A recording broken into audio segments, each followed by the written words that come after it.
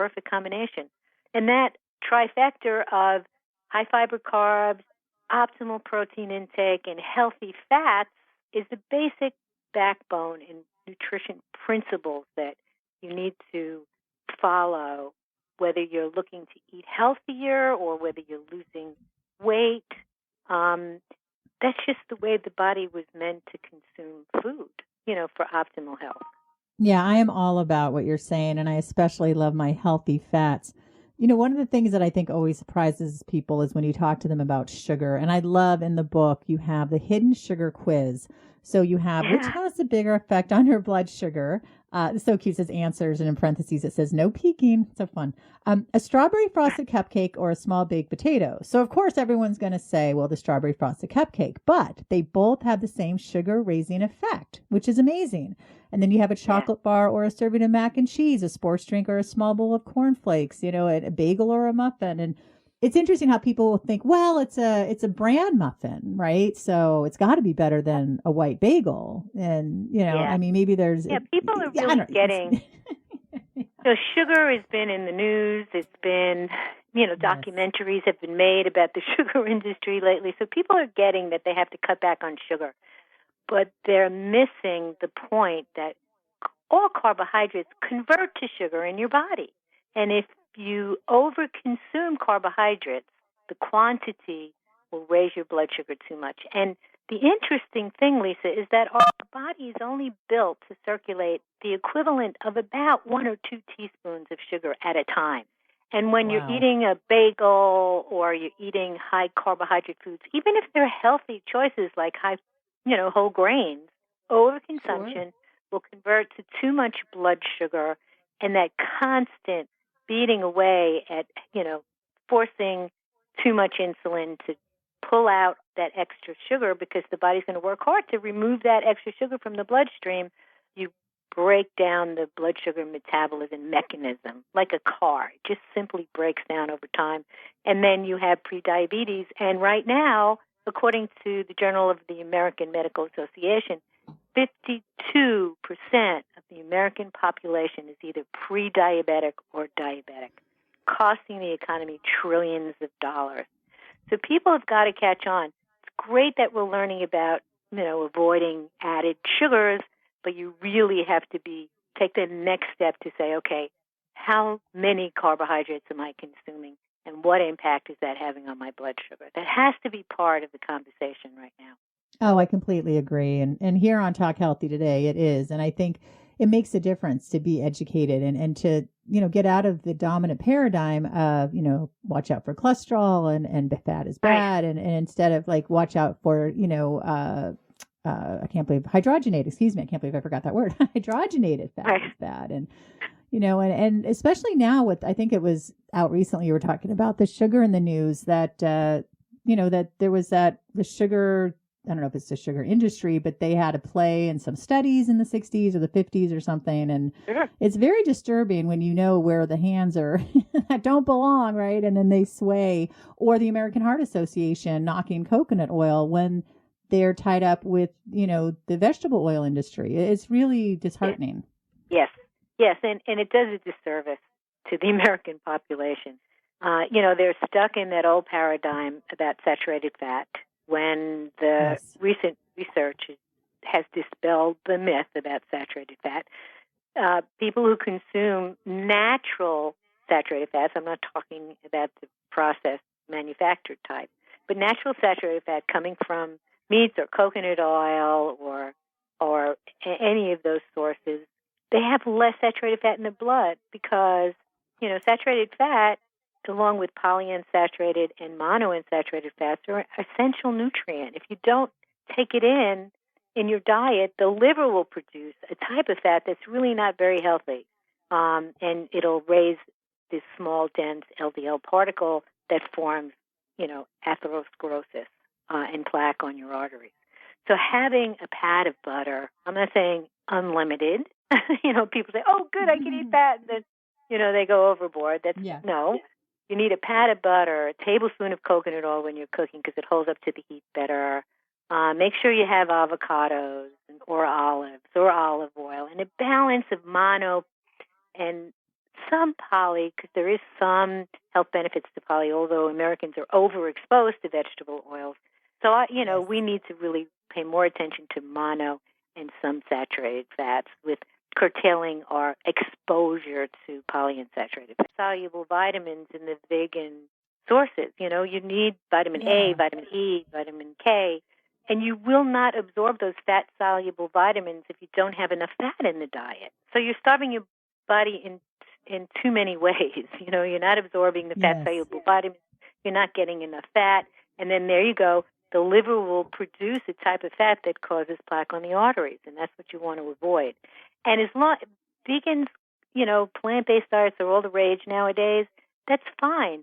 You have to make sure you have enough protein. Protein is so important, especially as you're aging. You're losing healthy cells. You need to replenish those cells, and protein is the building block of making new healthy cells. So the vegetarian sources of protein are fine as long as you pay attention, getting enough protein and getting enough healthy fats. And then the fiber from carbohydrates in a vegan diet, you'll get plenty of that, so you don't have to worry about that. But you have to pay attention to protein and healthy fats as well.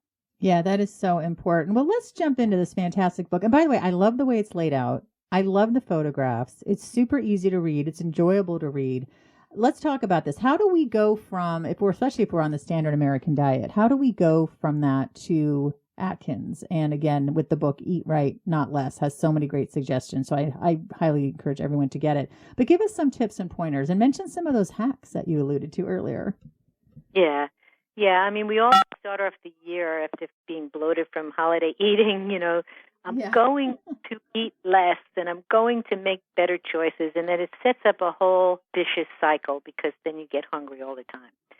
So you really need to approach this as what works for you. Now, not everybody wants to start on the ketogenic, very low carbohydrate diet. It may be too restricted and not sustainable enough for them. Although some people need it for health reasons to reverse diabetes, but some people that are younger and healthier and just have, less than 30 pounds to lose, they could start at a higher level of carbohydrate intake. So we have a chapter about personalizing your lower carbohydrate, low sugar program to meet your needs. And you could incorporate all of the healthy, high fiber, low glycemic impact carbohydrates from day one. So we have different levels. We have the original Atkins program at Atkins 20. We have a new starting point, Atkins 40, that tells you, you could still burn fat, primarily fat on the Atkins 40 program. All the studies indicate, that people with 50 grams of total carb or 40 net carb or less, still in a fat-burning metabolism. And then if you have that individual that just wants just to eat healthier, they know they have to have lower carb, lower sugar, they want adequate protein, they want to include healthy fats. That all sounds great. They don't know how to do it. That's the Atkins 100 program. And that's just simply a well-balanced program of protein, fats, and high-fiber carbohydrates. So one size does not fit all. Even for low carb, you have to find the level of carbohydrate that you can sustain for the long term. That'll keep you satisfied, that'll keep your blood sugar steady, and will give you steady energy. So we go through that how to personalize the program. And then we tell you which carbohydrates have the most impact on blood sugar in the hidden sugar chapter to teach you, just make sure that you spread your carbohydrates out during the day. You don't eat them all at once in one meal. Even if you're at your 100, you don't want to eat 100 all at once because that's going to spike your blood sugar. Have 30 grams of carbohydrate at each meal. Look for the sugar grams in packaged foods and make sure, there's no more than 5 grams per serving. Try to have the most fiber in carbohydrates that you choose because the fiber will slow the release of the blood sugar from carbohydrates into your bloodstream. So it's just all common sense, practical advice rather than a dogmatic, here's your list of acceptable foods, here's your list of foods to avoid, here's your menu. I mean, we have all of that available for people that want those kind of guardrails, but we also have opened up the possibilities that this could be applied to anyone on any level because I believe we'll all benefit from some kind of carbohydrate control. And there's always a low-carb substitute for a high-carb food. I've learned how to make mashed potatoes with cauliflower that I will serve it to guests, and they can't tell that it's not mashed potatoes. I thicken it up a little bit with some cannellini bean and some cream and butter and salt, and it just tastes delicious. And then you have the spiralizer to spiralize your vegetables and saute them in some olive oil, and then put gorgeous sauces, because it's beautiful on a lower carbohydrate diet. You don't have to fear fat because you're burning fat for fuel. So you have the liberty to add a pat of butter, to add a cream sauce. So you get those vegetables with a meat sauce or a cream sauce, and you get the sensation like you're eating pasta. And then, if we have the Atkins flour mix in there, so that you could make a great flax bread. A lot of people just crave. I miss bread. I miss pasta. But I have to live a low-carb lifestyle, or I'm not healthy. I mean, simple. I have the gene for diabetes and heart disease in my family. And I have no sign of it, even as I age, because I control my carbohydrates. So we tell you how to get those cravings in a healthy way and make it taste delicious. So we have Buddha bowls, and we have one-pot meals. We have desserts, and we use xylitol. I love xylitol.